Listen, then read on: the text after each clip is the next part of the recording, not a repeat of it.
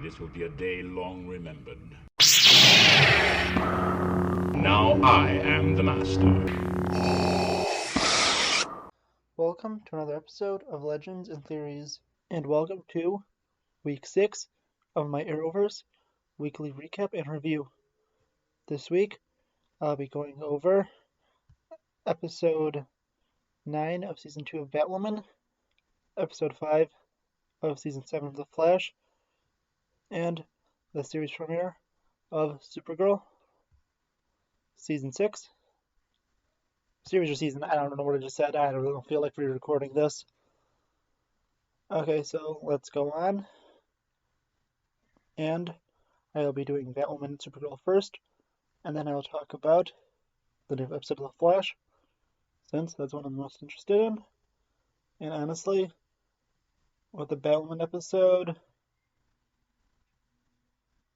I kind of don't really remember what happened. I did watch the episode.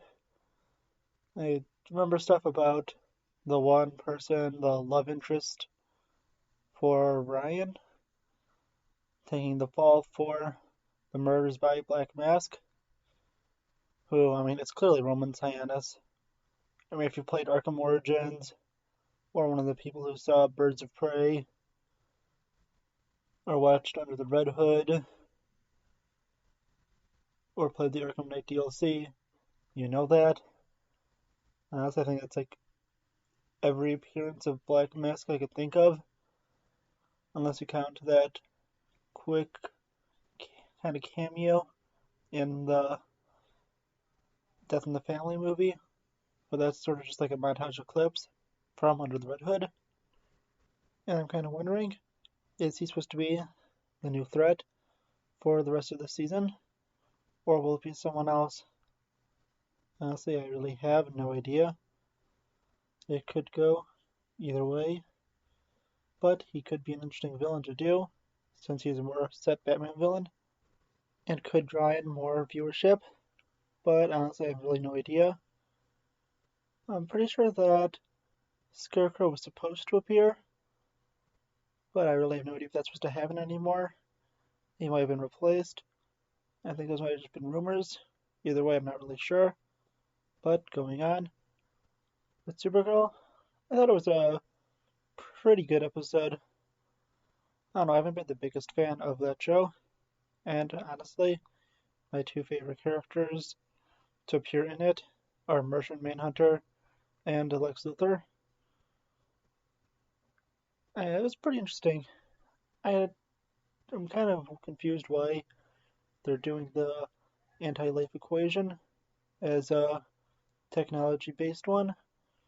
Maybe they'll expand more on it in the future, but who has really an idea? If Darkseid shows up, which, of course, he's always tied to the anti-life equation, this could tie into it, but I really don't think that Darkseid is the villain for the final season of Supergirl. I think I heard it was supposed to be someone from like the Fatal Five or something. I'm not really sure, but I just have to say that this anti-life equation thing could be a very interesting setup for a future crossover, or even a crazy bigger crossover with Zack Snyder's version of the DCEU, or something else. Maybe the whatever new version they want to have of it. I honestly have no real idea, but I think this is an interesting idea, and I'd like to see where they go with it. I mean, also, I think another potential villain, if they aren't doing something from, I believe the Fatal Five it was, then again, don't quote me on that, I think that's just what I saw quickly looking on the internet. It could be General Zod, and that would make a lot of sense, since Kara is trapped in the Phantom Zone right now, and typically that is where Zod is imprisoned, and I'm pretty sure they have mentioned that they have fought before, and I'm also pretty sure that they mentioned Superman has fought Darkseid before, so either way, those could be interesting villains to appear in it, but I think they'll be more likely saved for Superman and Lois.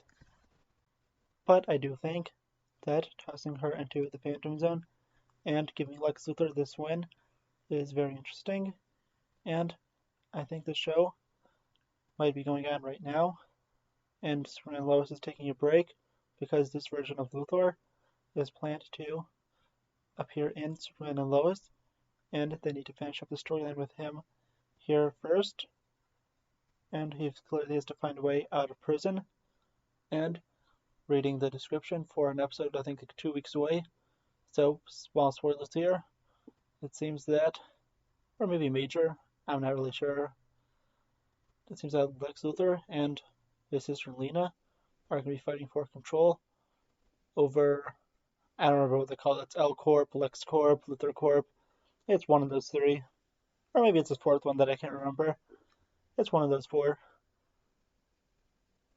They're going to be fighting over who controls it, so it seems that Lex is going to find a way out of prison, and find a way to frame it on someone else, maybe look someone else look guilty, do some kind of thing to make himself look innocent, make his actions seem justified.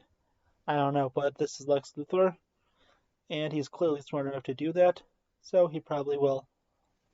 Okay, now it's time to talk about The Flash, and wow, that was an interesting episode. I think it was pretty good. I still don't think it's on the level that the first two were in. It was probably, let's see, in comparison to the last week's episode, I think it was slightly worse. I like last week's episode a little more. Oh, besides that Fortnite thing, but I went over that last week. So, thinking about it, I think honestly I would give this episode a solid rating. It's probably on the level of the last one. I can't just think exactly, but I really did enjoy it. These new forces definitely seem interesting, and all this fear stuff definitely was a very good way to take it. I really wonder who will be taking on them, and if these visions are actually, well, visions of the future and not really dreams.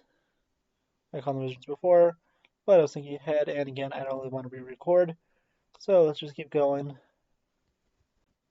Okay, looking at everything else, it was definitely interesting to see Reverse Flash and Savitar cameo in here, but they also had them in a way where they were able to be seen, and I think just reused audio footage, so they didn't really have to do anything new.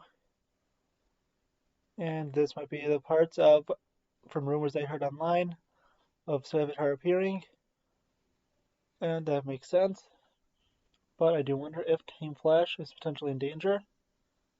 Also, we do know from other leaked comments, or I don't know if they're leaked or just officially released, that we'll be seeing Bart Allen, aka Impulse, the future Kid Flash also, appearing at the end of the season. So I have no idea if that ties into anything with this. And now we have seen two of these forces. One that gives people super strength, and the other that gives them extreme mental powers.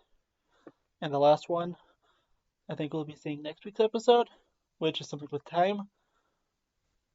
And this is going to be very, very interesting to see, with Cisco and Chester going into a time loop. And it's very interesting to see how it's the two characters that are very similar will be interacting together for a full episode. Also, definitely the stuff with Nora coming in a physical form,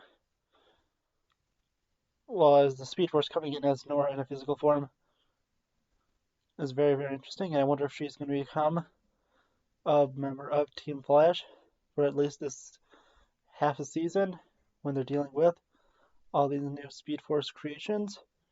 Or not really Speed Force, but you know what I mean. Either way, I'm really interested and excited for the rest of the season, and I can't wait to see how it goes. Thank you for watching this episode of Legends and Theories.